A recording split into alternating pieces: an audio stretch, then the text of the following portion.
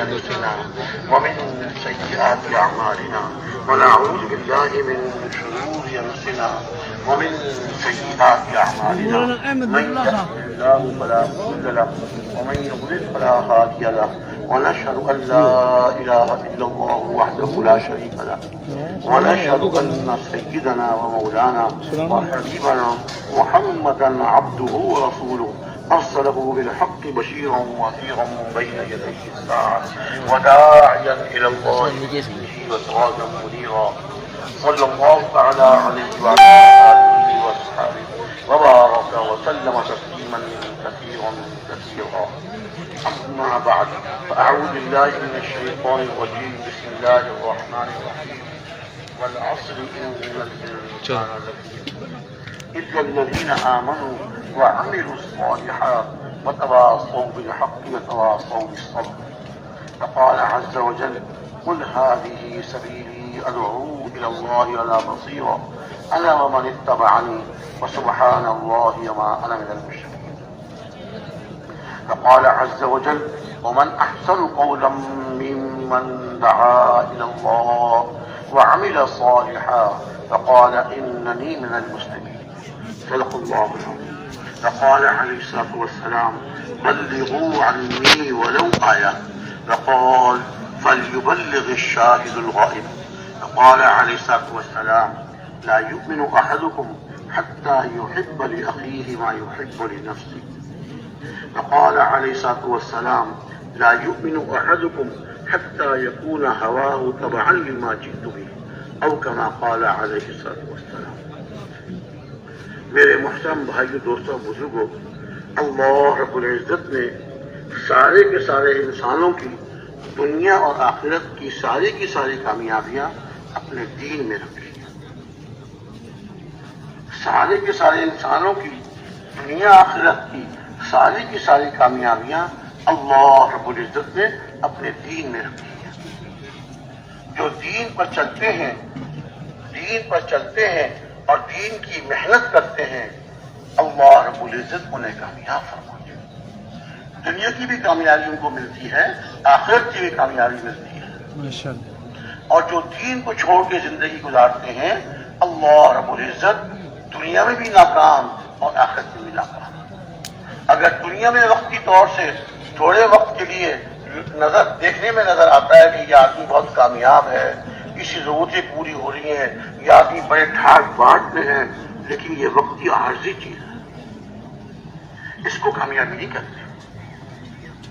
ایک آدمی کی سزائے موت کا فیصلہ ہو جائے اور اس کو جو ہے بڑے اچھے گھر میں بڑے اچھے کمرے میں صوفہ لگا ہوا ہے اور مسحری بچھی ہوئی ہے، کھانا اس کو عمدہ سے عمدہ دیا جا رہا ہے، لیکن اس کو پتہ ہے کہ 2 دن کے بعد اس کو پھانسی لگ جائے. اس کو ان چیزوں میں کہاں سکون ملے گا، ان چیزوں میں کہاں اس کو لذت آئے گی. وہ تو ہر وقت اسی فکر میں رہے گا اب 2 دن رہ گئے، اب 1 دن رہ گیا، اب اس کو پھانسی کے تختے پہ لٹکا دیا جائے گا. وہ اسی پریشانی میں رہے گا، نہ اس کا کھانے کو دل چاہے گا نہ اس کو نیند آئے گی. ایسی جو اللہ کا باغی ہے، اللہ کی نافرمانی کرتا ہے، اللہ کے حکموں کو توڑتا ہے، پیارے نبی صلی اللہ علیہ وسلم کے طریقوں کو چھوڑ کر زندگی گزارتا ہے، وہ انسان کبھی کامیاب نہیں ہو سکتا، وہ انسان کبھی سکون سے نہیں رہ سکتا. اس کا دل ہر وقت پریشان. اگر اس کے پاس مال زیادہ ہے، چیزیں زیادہ ہیں، اس کو کامیابی نہیں کرتی. جیسے پھانسی کی سزا والے کو بہت سارا مال اس کے پاس رکھ دیا جائے اور سامان اس کے پاس رکھ دیا جائے، لیکن وہ کسی چیز سے خوش نہیں ہوگا، کسی چیز سے خوش. اس کو تو اپنی آنکھوں کے سامنے دن رات جتنے گھنٹے باقی ہیں اس کو اپنی موت نظر آ رہی ہوتی ہے. ایسے ہی میرے بھائی دوست بزرگوں، چاہے آدمی سمجھے یا نہ سمجھے، جب اللہ کی نافرمانی کر رہا ہے، اللہ کو ناراض کر رہا ہے، اللہ کے حکموں کو توڑ کے اللہ کو ناراض کر رہا ہے، یہ انسان کبھی سکون سے نہیں رہ سکتا، یہ انسان کبھی خوشی سے نہیں رہ سکتا. یہ اس کا دل ہر وقت پریشان رہے گا، اس کا دل ہر وقت پریشان رہے گا. چیزوں کے ہوتے ہوئے، مال دولت کے ہوتے ہوئے، سب کچھ ہوتے ہوئے یہ پریشان. ایسے کسی آدمی سے جو دین پر نہیں چل رہا، دین کی محنت نہیں کر رہا، جی اللہ کے حکموں کو توڑ رہا ہے اور دنیا کے اعتبار سے بڑی آسائشیں اس کے پاس ہیں، بڑا مال دولت اس کے پاس ہے، اگر آپ نے اس سے کس طرح دوستی لگا لی اور اس سے جوڑ بٹھا لیا، اب اس سے کہیں کہ بھائی تم تو بڑے مزے میں ہو، بڑے ٹھاٹ باٹ میں ہو، میں سوچتا ہوں میں بھی اللہ سے دعا کروں اللہ مجھ کو بھی تم جیسا بنا دے، مجھ کو بھی تم جیسا بنا دے۔ اگر وہ دل سے دل کی بات آپ سے کر سکتا ہوگا، اتنا آپ کا تعلق اس سے ہو گیا ہوگا، یقیناً وہ یہ کہے گا نہ بھائی نہ ایسی دعا نہ کرنا، یہ دعا نہیں ہے بد دعا ہے۔ تمہیں کیا معلوم میں کتنا پریشان رہتا ہوں، گھر میں آتا ہوں تو گھر میں سکون نہیں ہوتا، میری اولاد میری نہیں مانتی، میری بیوی میری نہیں مانتی، گھر سے باہر جاتا ہوں تو کاروبار میں پریشان رہتا ہوں، میں تو ہر جگہ پریشان ہوں۔ تمہیں کیا پتا یہ کاریں کوٹھی اور یہ سب چیزیں یہ کوئی سکون کی چیزیں نہیں ہے، میں تو اس پہ تنگ رہتا ہوں، پریشان رہتا ہوں، ہر وقت مجھے اپنی جان کا خطرہ ہوتا ہے، مجھے ہر وقت اس کا خطرہ ہوتا ہے کہیں میرا بیٹا اٹھ کر مجھے گولی نہ مار دے، کہیں میرا بیٹا سازش کر کے کسی کے ذریعے مجھے نہ مروا دے۔ اس کو تو میرا مال دکھائی دے رہا ہے، اس کو میری جائیدادیں دکھائی دے رہی ہیں، اس کو مجھ سے کوئی تعلق نہیں۔ وہ آدمی کبھی سکون سے نہیں۔ وجہ کیا ہے کہ اللہ کو ناراض کیا، اللہ کی نافرمانی کی، اللہ نے اس کی زندگی تنگ کر دی، اس کی زندگی پریشان کر دی۔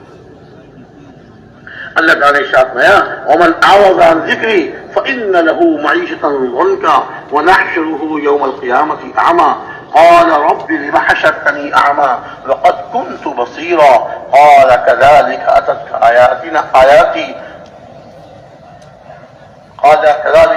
آیاتنا فنسیتها وكذلك اليوم تنسى۔ جو آدمی میرے ذکر سے اعراض کرتا ہے، میرا ذکر نہیں کرتا، میرے ذکر سے منہ موڑتا ہے، اس کے لیے اللہ تعالیٰ زندگی تنگ کر دیتے ہیں۔ دنیا میں زندگی تنگ ہو گئی اور فرمایا کل قیامت کے دن اللہ تعالیٰ اس کو اندھا اٹھائیں گے، ہاں اللہ تعالیٰ اس کی بینائی چھین لیں گے۔ دنیا میں تنگ زندگی اور مرنے کے بعد اندھا، وہ کہے گا مجھے اندھا کیوں اٹھایا گیا، میں تو دنیا میں دیکھنے والا تھا، مجھے اللہ کیوں اٹھایا، میں تو دنیا میں دیکھنے والا تھا۔ اللہ تعالیٰ کے سے جواب ارشاد ہوگا کہ ہماری آیتیں تیرے پاس آئیں اور تو نے ان کو بھلا دیا، جس طرح تو نے ہماری آیتوں کو بھلا دیا آج تجھ کو بھلا دیا جائے۔ دنیا بھی تباہ، آخرت بھی تباہ، دنیا میں زندگی تنگ اور دوسری طرف کیا ارشاد فرمایا؟ دوسری طرف ارشاد فرمایا من عمل صالحا من ذکر او انثى وهو مؤمن فلنحيينه حیاتا طیبہ ونجزینهم اجرهم باحسن ما كانوا يعملون۔ کہ جو آدمی نیک عمل کرے وہ ایمان والا ہو، اور مرد ہو یا عورت، مردوں کے لیے بھی یہی حکم ہے، عورتوں کے لیے بھی یہی حکم ہے، مرد ہو یا عورت نیک عمل کرے اور ہوں وہ ایمان والے۔ ارشاد فرمایا ہم البتہ ضرور بھی ضرور ان کو حیات طیبہ، عمدہ زندگی، اچھی زندگی عطا فرمائیں گے۔ اللہ تعالیٰ ان کی زندگی عمدہ بنا دیں گے، اچھی زندگی عطا فرما دیں گے، گھر میں بھی سکون، باہر بھی سکون، کاروبار میں بھی سکون، ہر جگہ اطمینان سے زندگی گزارا ہے، کسی سے کوئی خوف نہیں، کسی سے کوئی خطرہ نہیں، کسی سے کوئی خوف نہیں، کسی سے خطرہ نہیں، مطمئن زندگی گزار رہا ہے۔ آج اپنی زندگی اپنی اولاد کی زندگی بنانے کے لیے آدمی سر دھڑ کی بازی لگا دیتا ہے، دن رات محنت کرتا ہے، مال جمع کرتا ہے کہ میرا مستقبل اچھا ہو جائے۔ آج کل لوگ کہتے ہیں نا، انگریزی لفظ بولتے ہیں فیوچر اچھا ہو جائے، یعنی مستقبل اچھا ہو جائے۔ اپنے مستقبل کو بنانے کے لیے، اپنی اولاد کے مستقبل کو اچھا کرنے کے لیے آدمی سارے زور لگا دیتا ہے، پوری کوشش کرتا ہے، اور اللہ تعالیٰ کا وعدہ ایمان اور نیک عمل پر ہے۔ جی ہاں، کامیابی اللہ کیسے عطا ہوتی ہے؟ اور اللہ تعالیٰ نے صاف ارشاد فرما دیا ایمان والا ہو، مرد ہو یا عورت، نیک عمل کرے، اور اللہ تعالیٰ 3 تاکیدوں کے ساتھ اللہ تعالیٰ کا ارشاد ہی کافی ہے۔ دیکھیے اللہ تعالیٰ ومن اصدق من اللہ قیلا ومن اصدق من اللہ حدیثا، اللہ سے زیادہ سچی بات کس کی ہو سکتی ہے، اور اللہ سے زیادہ سچا قول کس کا ہو سکتا ہے؟ کسی کا نہیں۔ سب سے زیادہ سچی بات اللہ کی ہے، اللہ کی ہے۔ اللہ اللہ تعالیٰ اپنے پاک کلام میں، اپنی پاک کتاب میں قرآن شریف میں آیت نازل فرمائی کہ جو ایمان والا ہو، مرد ہو یا عورت، نیک عمل کرے تو 3 تاکیدوں کے ساتھ فرمایا البتہ، ضرور، بضرور ہم اس کو حیات طیبہ، یہ ہے راستہ کامیابی کا، یہ ہے کامیابی کا راستہ، اس پہ اللہ زندگیاں بناتے ہیں، اس پہ اللہ کامیاب فرماتے ہیں۔ ایمان اور نیک عمل اس کو عمدہ زندگی عطا فرمائیں گے، اور یہ وعدہ دنیا کا ہے، دنیا کا وعدہ ہے، دنیا میں عمدہ زندگی، اچھی زندگی عطا فرمائیں گے۔ آخرت کا وعدہ اسی آیت کے دوسرے حصے میں ہے، ارشاد فرمایا البتہ ہم ان کو جو اچھے عمل دنیا میں کرتے تھے اس کا بدلہ ان کو یعنی آخرت میں عطا فرمائیں گے۔ دنیا بھی بن گئی، آخرت بھی بن گئی، اب کیا رہ گیا؟ کس پر؟ ایمان اور عمل صالح پر، نیک عمل پر۔ میرے بھائی دوست بزرگوں، اس پر ہم نے آنا ہے اور ہر مسلمان کو اس پر لانا ہے۔ ہمارے پیارے نبی صلی اللہ علیہ وسلم آخری نبی، ہمارے پیارے نبی صلی اللہ علیہ وسلم آخری نبی، آپ پر آ کر نبوت کا سلسلہ ختم ہو گیا۔ آپ نے ارشاد فرما دیا انا خاتم النبیین لا نبی بعدی، میں آخری نبی ہوں، میرے بعد کوئی نبی نہیں۔ یہ تو ارشاد فرما دیا، اور دوسری چیز ارشاد فرمایا میں آخری نبی ہوں اور میرے بعد کوئی نبی نہیں۔ اگر کوئی نبوت کا دعویٰ کرے گا، کہے گا میں نبی ہوں، وہ جھوٹا ہے، کذاب ہے، دجال ہے، کذاب، جھوٹا ہے، دجال ہے، کوئی نبی نہیں آئے گا قیامت تک۔ لیکن میرے بھائی دوست بزرگوں، نبوت والی محنت، نبوت والا کام کہ ساری انسانیت کی فکر کرنا اور ساری انسانیت کو گمراہی کے راستوں سے بچانے کی کوشش کرنا اور ہدایت کے راستے میں لانے کی محنت کرنا، اللہ رب العزت نے اس امت کے ذمہ لگا دیا۔ یہ آخری نبی کی آخری امت ہے۔ آپ نے ارشاد فرما دیا میں آخری نبی ہوں، میرے بعد کوئی نبی نہیں، اور تم آخری امت ہو، تمہارے بعد کوئی امت نہیں۔ اللہ رب العزت نے اب جتنے بھی مسلمان دنیا میں ہیں، جتنا کلمہ پڑھنے والے ایمان والے مسلمان ہیں، ہر ایک کے ذمے، جتنے ہم سب یہاں بیٹھے ہوئے ہیں، ہم سب میں سے ہر ایک کے ذمے اور پوری انسانیت کے ذمے، پوری امت کے ذمے، ایمان والوں کے ذمے کہ خود بھی ایمان لا کر نیک عمل کریں، ایمان والے ہیں نیک عمل کریں، اور ہر مسلمان کی فکر کریں، خالی اپنے گھر بار کی، اپنے محلے کی، اپنے علاقے کی نہیں، ہم تو عالمی امت کے عالمی نبی کے عالمی امتی ہیں۔ جیسے ہمارے نبی عالمی نبی، ارشاد فرمایا قل یا ایھا الناس انی رسول اللہ الیکم جمیعا، آپ یہ کہہ دیجئے اے لوگوں میں اللہ کا رسول ہوں تم سب کی طرف۔ اور کیا ارشاد فرمایا وما ارسلناک الا کافۃ للناس، ہم نے آپ کو سارے انسانوں کی طرف نبی بنا کر بھیجا، سارے عالم کے نبی ہیں اور ہم سارے عالم کے امتی ہیں۔ ہمارے ذمے پورے عالم کی فکر، ایک کو دعوت دینا ہماری ذمہ داری، ایک کو دعوت دیں، 2 کو دیں، 10 کو دیں، 20 کو دیں، جتنوں کو بھی دعوت دیں، نیت ہماری پوری امت کی ہو، بلکہ پوری انسانیت کی ہو۔ ہم تو غیر مسلموں کے بھی خیر خواہ ہیں، غیر مسلموں کے بھی ہمدرد ہیں، ان کی بھی ہمدردی چاہتے ہیں، ان کے بھی ہم خیر خواہ ہیں۔ ہم چاہتے ہیں کہ غیر مسلم بھی کلمہ پڑھ کے مسلمان ہو جائیں اور ہمیشہ ہمیشہ کی دوزخ سے بچ جائیں، ہمیشہ ہمیشہ کی دوزخ سے بچ جائے۔ اگر کوئی انسان بغیر کلمہ پڑھے، بغیر ایمان لائے دنیا سے رخصت ہو گیا، کبھی جہنم سے نکل نہیں سکتا، دوزخ میں ڈال دیا جائے گا۔ اللہ تعالیٰ کا یہ فیصلہ ہے ان اللہ لا یغفر ان یشرک بہ ویغفر ما دون ذلک لمن یشاء، یقیناً اللہ تعالیٰ جو شرک کرنے والے ہیں، یقیناً اللہ تعالیٰ اس کی مغفرت نہیں فرمائیں گے۔ شرک والوں کی، مشرکین کی مغفرت نہیں ہے، ان کی بخشش نہیں ہے۔ اور فرمایا ان کے علاوہ، ان مشرکین کے علاوہ جس کی اللہ چاہیں گے مغفرت فرمائیں گے۔ اللہ تعالیٰ چاہے تو کسی کی کوئی ایک نیکی قبول ہو جائے، کسی کو ایک نیکی قبول ہو جائے۔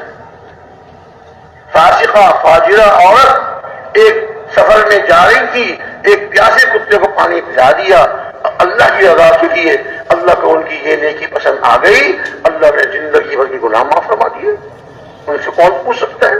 لا یسأل عما یفعل وهم یسألون، اللہ سے جو اللہ چاہے کرے، اللہ سے کوئی نہیں پوچھ سکتا اور سب سے پوچھا جائے گا۔ تو میرے بھائی دوستو بزرگوں، ساری انسانیت کی غیر مسلموں کی بھی فکر کرنا ہمارے ذمہ ہے، اور اللہ سے مانگتے رہنا ساری امت کی ہدایت، ساری امت کے لیے ہدایت مانگنا، تمام مسلمانوں کے لیے اور تمام غیر مسلموں کے لیے۔ جی ہاں، یہ ہمارے ذمہ ہے، جب محنت کریں دعوت دیں نیت پوری امت کی ہو، اور دعا مانگے اپنے لیے بھی، جہاں اپنے لیے مانگے اپنے بال بچوں کے لیے مانگے وہاں پوری امت کے لیے دعائیں کریں۔ اور دیکھیے میرے بھائی دوست بزرگوں، اس امت کا معاملہ اجتماعی ہے، اس امت کا معاملہ اجتماعی ہے۔ جی ہاں، امت جب نیک عمل کرے گی اللہ تعالیٰ کیا ایک طبقہ، ایک علاقہ اور ایک خاندان یا ایک قبیلہ نہیں، اللہ تعالیٰ کیا پوری امت پر فیصلہ ہوتا ہے۔ امت کے اعمال کیسے ہیں، امت کے اعمال کیسے ہیں، امت کیسے زندگی گزار رہی ہے، امت کا معاملہ اجتماعی ہے۔ دیکھیے تالاب میں ایک بالٹی پانی ڈال دیں تو تالاب کی سطح بلند ہوتی ہے، لیکن مجموعی اعتبار سے ایک دو بالٹیاں نکال دیں پورے تالاب میں سے پانی کم ہو جاتا ہے، وہ جہاں سے نکالنا ہے وہاں سے نہیں، پورے تالاب کے پانی کی سطح کم ہو جاتی ہے۔ ایسے ہی اگر مسلمانوں پر، دنیا کے کسی علاقے کے مسلمانوں پر اگر مصیبت آتی ہے، اللہ کا عذاب آتا ہے، مصیبت آتی ہے، وہ خالی اس علاقے کی نہیں ہے، اور پوری امت کے برائیوں، پوری امت کے بدعمالیوں کا نتیجہ ہے۔ دیکھیے اس کی مثال ایسی ہے جیسے بدن میں پھوڑا نکل آیا، بدن میں پھوڑا نکل آیا، ہاتھ میں پھوڑا نکل آیا، اب وہ ہاتھ میں پھوڑا نکلا، کندھے پھوڑا نکل آیا، سینے پھوڑا نکل آیا۔ اب جو ماہر طبیب ہوتے ہیں، ماہر معالج ہوتے ہیں، وہ ان پھوڑوں پہ توجہ نہیں کرتے، وہ کہتے ہیں یہ پھوڑے کیوں نکل رہے ہیں، یہ پھوڑے کیوں نکل رہے ہیں، او اس کا خون خراب ہو گیا، تو وہ خون کے فساد کو دور کرنے کی دوائی دیتے ہیں کہ خون میں جو بگاڑ آ گیا ہے، خون جو خراب ہو گیا ہے، اس کا علاج کیا جائے، اور جب خون صالح ہو جائے گا، خون کا فساد اور خون کا بگاڑ ختم ہو جائے گا، تو یہ پھوڑے جگہ جگہ جو نکلے ہوئے ہیں یہ معمولی ایک دو سے ٹھیک ہو جائے گا۔ اگر اصل جڑ کی طرف نگاہ نہ گئی اور ان پھوڑوں پہ توجہ کرتے رہے، ایک پھوڑے کا علاج کیا، دوسرے پھوڑے کا علاج کیا، تو 2 اور 4 اور نکل آئیں گے۔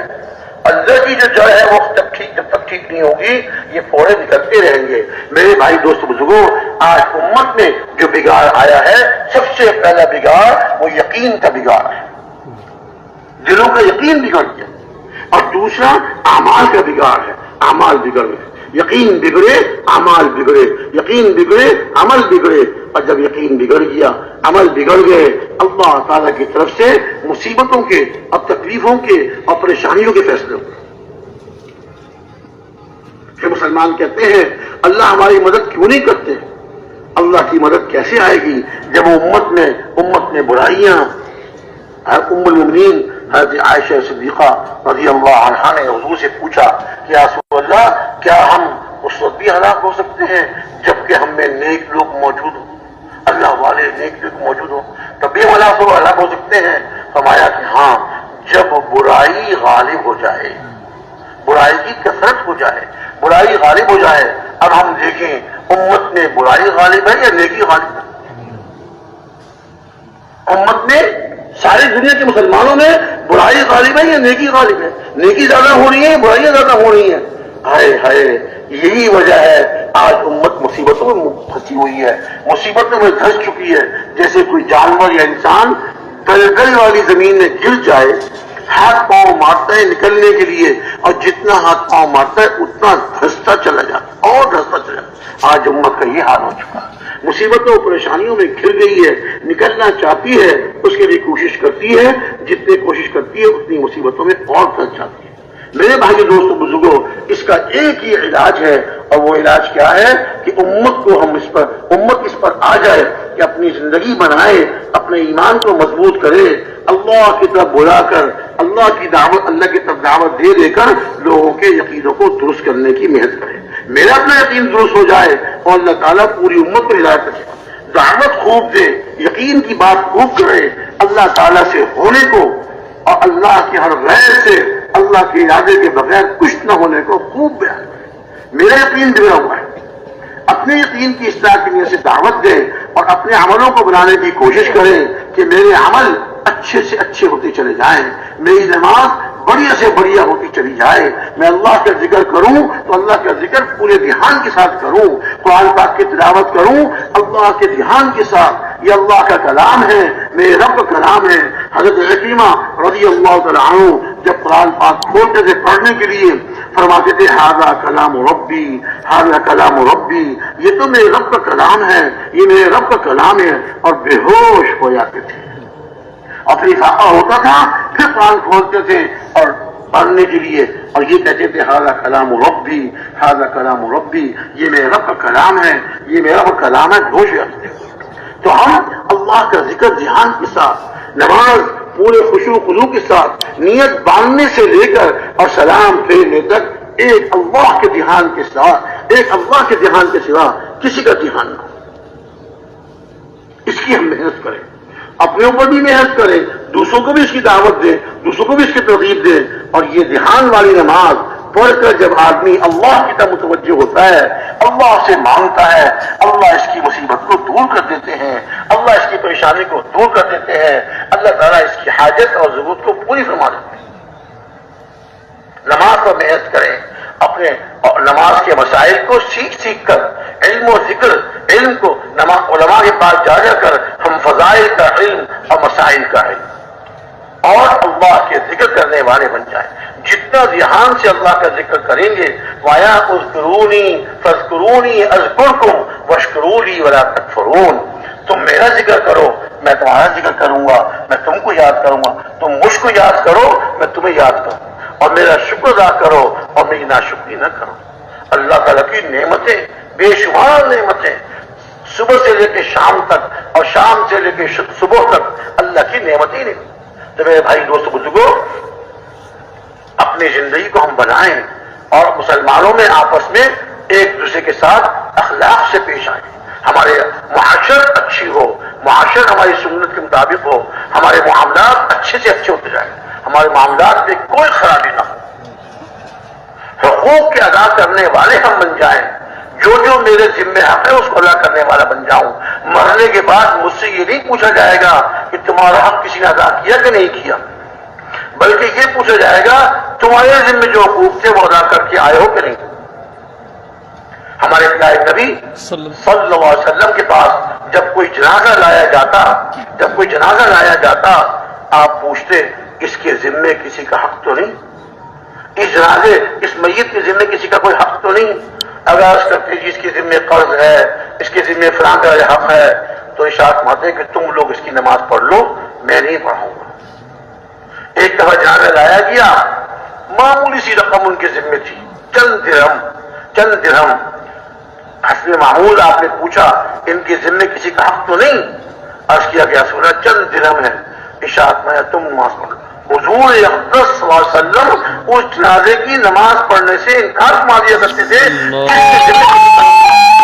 کتنی بڑی محرومی، حضور ہوتے ہوئے جنازہ سامنے موجود ہے، حضور اس کی نماز نہیں پڑھا۔ ایک صحابی نے سوچا ہمارا پیارا بھائی ہے، صحابی ہے، بیچارے کے ذمہ حق رہ گیا، اب حضور اس کی نماز نہیں پڑھا رہے، فوراً کھڑے ہوئے یا رسول اللہ اس کا حق میں اپنے ذمہ لیتا ہوں، اب میں اس کا حق ادا کروں گا، اب اس کے ذمہ کوئی حق نہیں۔ حضور شاہ بہت اچھا، آگے بڑھے ان کی نماز پڑھا دیں۔ اس حال میں دنیا سے جائیں کہ میرے ذمہ کسی کا حق نہ ہو، معاملات ہمارے کھڑے ہوں۔ آج معاملات میں ہم بہت پیچھے رہ گئے، ہم تبلیغ والے بہت پیچھے رہ گئے، اللہ ہم سب کو پوری امت کو معاف فرمائے، آمین۔ معاملات ہمارے کھڑے ہوں، معاشرت ٹھیک ہو، پڑوسی کے ساتھ ہمارا اچھا سلوک ہو، ہر مسلمان کے ساتھ اکرام سے پیش آ رہے ہیں، ہر مسلمان کے ساتھ اکرام سے پیش آ رہے ہیں، اور کوئی عمل بھی ہمارا اللہ کی رضا کے سوا کسی اور مقصد سے نہ ہو۔ دکھلاوا، شہرت کا جذبہ، ہر باطل جذبے سے اپنے آپ کو محفوظ رکھیں، نیت کو بابر ٹوڑتے رہیں۔ شیطان ہمارا دشمن ہے، ہم سب کا، تمام ایمان والوں کا دشمن ہے، وہ نیت پر بہت زیادہ حملہ کرتا ہے، نیت پر بہت زیادہ حملہ کرتا ہے۔ نیت کو ٹٹولتے رہے، کوئی عمل اللہ کی رضا کے بغیر نہیں، اور دعوت والی محنت کو اپنے زندگی کا مقصد کرنے والے بن جائیں۔ میرے بھائی دوستو بزرگوں، اللہ نے ہمارے ذمہ لگایا ہے یہ کام، اس کام کو ہم کرنے والے بن جائیں، اس کو اپنا اوڑھنا بچھونا بنا لیں، اپنا جینا مرنا اس کام کے ساتھ کریں، اعمال کرتے ہوئے اپنے اعمال سے غافل نہ ہوں، نماز سے، فرض نماز سے، نفل نماز سے، اسی طرح جو اللہ تعالیٰ کی اور احکامات ہیں، زکوٰۃ ہے، روزہ ہے، حج جو جن کے پاس گنجائش ہے ان کے لیے حج فرض ہے، وہ حج کو ادا کرنا، اللہ کے ایک ایک حکم کو، اللہ کے فرض کیے اللہ کے ایک ایک فرض کو ہم ادا کر رہے ہوں، نہ اللہ کا کوئی حق ہمارے ذمہ رہے نہ بندوں کا کوئی حق ہمارے ذمہ رہے، اور پوری امت کی ہم فکر کریں۔ دیکھو بھائی دوستو بزرگوں، اگر کسی علاقے میں کسی ملک میں مسلمانوں پر مصیبت آ رہی ہے، وہ ہم سب کا قصور ہے، یہ ان علاقے والوں کا قصور نہیں ہے، ہم سب کا، پوری امت کا قصور ہے۔ یہ پوری امت میں جو مصیبت، اس علاقے والوں کو جو مصیبت آئی، یہ پوری امت کے بگاڑ کی وجہ سے آئی، پوری امت کے اعمال کی، جیسے میں نے عرض کیا نا، پھوڑے نکل جائے تو پھوڑے سمجھدار اور حاذق حکیم سوچتا ہے کہ پھوڑے کیوں نکل رہے ہیں، تو وہ اس کی اصل جڑ جو ہے خون کی خرابی، اس کی اصلاح کی کوشش کرتا ہے۔ اب امت پر جو مصیبت آ رہی ہے، مسلمانوں پہ جو اللہ کے عذاب نازل ہو رہے ہیں، اس کی وجہ پوری امت ہے، پوری امت کے اعمال بگڑ گئے۔ تو میرے بھائی دوست بزرگوں، ہم نے اپنی محنتوں کو بڑھانا ہے، دعوت کو بڑھانا ہے، کہ دعوت والی محنت سے ہی اللہ تعالیٰ اصلاح فرماتے ہیں، دعوت والی محنت سے ہی اللہ تعالیٰ اصلاح فرماتے ہیں۔ دیکھیے اذان ہوتی ہے، حدیث شریف میں آتا ہے جب اذان ہوتی ہے تو شیطان اذان کی آواز سن کر بدحواس ہو کے بھاگتا ہے، اور حدیث شریف میں تو صاف آتا ہے اتنا بدحواس ہو کے بھاگتا ہے کہ اس کے پیچھے سے ہوا خارج ہوتی رہتی ہے، اتنا بدحواس ہو، اور جہاں تک مؤذن کی اذان کی آواز جاتی ہے وہاں تک بھاگتا چلا جاتا ہے۔ اذان کیا ہے؟ اذان کے بعد کی دعا اللہم رب هذه الدعوۃ التامہ، اس کو پایا کہ ایک کامل دعوت ہے۔ اب مؤذن اذان دے رہا ہے، اللہ کے ایک فرض نماز کی طرف لوگوں کو بلا رہا ہے، اللہ کے ایک حکم نماز کی طرف لوگوں کو بلا رہا ہے، لوگوں کو دعوت دے رہا ہے، حی علی الصلاۃ حی علی الفلاح۔ اب میرے بھائیوں، جو مؤذن اللہ کے ایک حکم نماز کی طرف دعوت دے رہا ہے، نماز کی طرف بلا رہا ہے، شیطان کی قوت ٹوٹ رہی ہے اور شیطان بدحواس ہو کے بھاگ رہا ہے۔ تو جو مسلمان کھڑے ہو جائیں اور محنت کریں اور پوری امت کی نیت سے دعوت والی محنت کو لے کے اٹھیں، پوری امت کی فکر کریں ان کی محنت سے، اور پورے دین کو زندہ کرنے کی محنت کر رہے ہیں، جو ایک فرض کے لیے بلا رہا ہے اس سے شیطان کتنا بدحواس ہو کے بھاگتا ہے، اور جو پورے دین کی طرف بلا رہے ہیں وہ پورے دین کو زندہ کرنے کی کوشش کر رہے ہیں، اللہ سے رو رو کے مانگ رہے ہیں، شیطان کی قوتیں پاش پاش ہوتی ہیں۔ اللہ نے کیا ارشاد فرمایا؟ بل نقذف بالحق علی الباطل فیدمغه فاذا هو زاهق، بلکہ ہم حق کو باطل پر پھینک کے مارتے ہیں۔ اللہ کا ارشاد مارے، حق کو باطل پر پھینک کے مارتے ہیں۔ حق زندہ تو ہو، حق امت میں زندہ تو ہو، اللہ تعالیٰ حق کو باطل پر پھینک کے مارتے ہیں، یا اس کا بھیجا نکال دیتے ہیں، پھر وہ باطل بھاگنے والا ہے۔ جب حق زندہ ہوتا ہے، اذا جاء الحق وزهق الباطل ان الباطل كان زهوقا، جب حق آتا ہے باطل بھاگ جاتا ہے، اور یقیناً باطل تو بھاگنے والا ہے۔ حق زندہ نہیں ہے اس لیے باطل دندنا رہا ہے، حق زندہ نہیں ہے اس لیے باطل دندنا رہا ہے۔ میرے بھائی دوست بزرگوں، اللہ کے پورے دین کو زندہ کرنے کی ہم نے محنت کرنی، اور ہم کون زندہ کرنے والے، ہماری کیا استطاعت، ہماری کیا طاقت، ہم تو محنت کریں گے، دن رات محنت کریں گے، اپنی صلاحیتیں اپنی استعدادیں ساری اس پر لگائیں گے کہ اللہ کا دین، اللہ کا پورا دین پوری دنیا میں زندہ ہو جائے، اللہ کا پورا دین پوری دنیا میں زندہ ہو جائے۔ اس کے لیے ہم محنت کریں گے اور شروع کریں گے اپنے علاقے سے، اللہ کے راستے میں نکلیں گے 40 دن کے لیے، 4 مہینے کے لیے، اور جو 4 مہینے پہلے لگا چکے ہیں کوائف پورے ہیں، وہ ملکوں میں 7-7 مہینے کے جائیں گے، ملکوں میں 1-1 سال کے لیے جائیں گے، ملک کے اندر 1 سال کے لیے پھریں گے۔ یہ اپنی محنت کر رہے ہیں، اپنی صلاحیتیں لگا رہے ہیں، اللہ تعالیٰ نہ صرف ان کو قبول فرمائیں گے، ان کے ذریعے سے نہ معلوم اللہ تعالیٰ سینکڑوں کو، ہزاروں کو اللہ تعالیٰ گمراہی سے بچا کر ہدایت پر لائیں گے۔ تو میرے بھائی دوست بزرگوں، اور مومن مردوں کی، مومن عورتوں کی، مسلمان مردوں کی اور مسلمان عورتوں کی اے اللہ مغفرت فرما دیجیے۔ الاحیاء منهم والاموات، ان مومن اور مسلمانوں میں سے جو زندہ ہیں ان کی بھی مغفرت فرما دیجیے، اور جو انتقال کر گئے ان کی مغفرت فرما دیجیے۔ خوب اللہ سے توبہ استغفار کریں، اپنی طرف سے بھی معافی مانگیں اور پوری امت کی طرف سے معافی مانگیں، اور رو رو کے اللہ تعالیٰ سے امت کی مصیبتوں کے دور ہونے کی، امت کی پریشانیوں کے دور ہونے کی ہم اللہ سے دعائیں مانگیں، کوشش بھی کریں۔ اگر محلے میں کہیں خدا نہ خواستہ آگ لگ جاتی ہے تو یہ نہیں سوچتے فلاں گھر میں آگ لگی ہے، نہیں، سارے محلے والے مل کر اس آگ کو بجھانے کی کوشش کرتے ہیں، اس لیے کہ محلے والوں کا یقین ہے اگر یہ آگ آج وہاں لگی ہے یہ بڑھتے بڑھتے میرے گھر تک ہی پہنچ سکتی ہے، اسی سب مل کر کوئی مٹی پھینک ڈال رہا ہے، کوئی پانی پھینک رہا ہے، کوئی کچھ کر رہا ہے، کوئی کچھ کر رہا ہے، اس آگ کو بجھانے کی کوشش کرتے ہیں۔ میرے بھائی دوست بزرگوں، آج امت میں بے دینی کی آگ لگی ہوئی ہے، ہم اس کے لیے اٹھیں اور محنت کریں، اپنی جان، اپنا مال، اپنا وقت اس پر لگائیں۔